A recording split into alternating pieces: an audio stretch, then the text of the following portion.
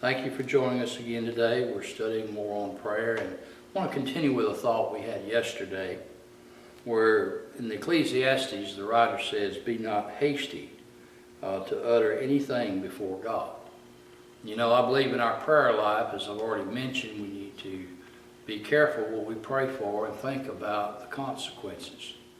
I recall a story an old preacher told me one time that this was way back many years ago. Medication wasn't that advanced, and the lady had a child, a small child, about 2 or 3 years old, that had come down with whooping cough.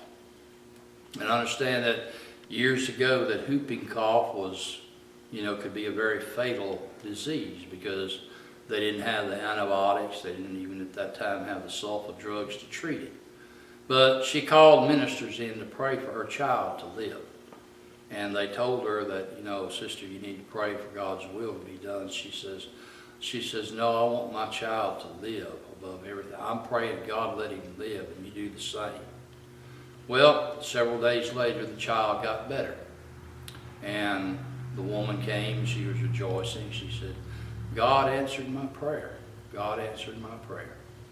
Well, that same child grew up. And as he grew up, he began to get in trouble with the law, began to run wild. He left the principles he was taught.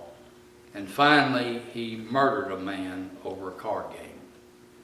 And he was sent to court, found guilty of murder, and sentenced to death.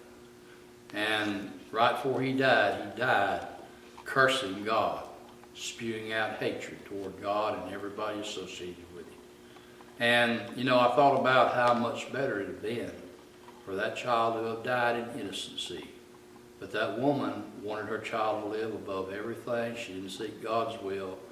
She just prayed what she wanted.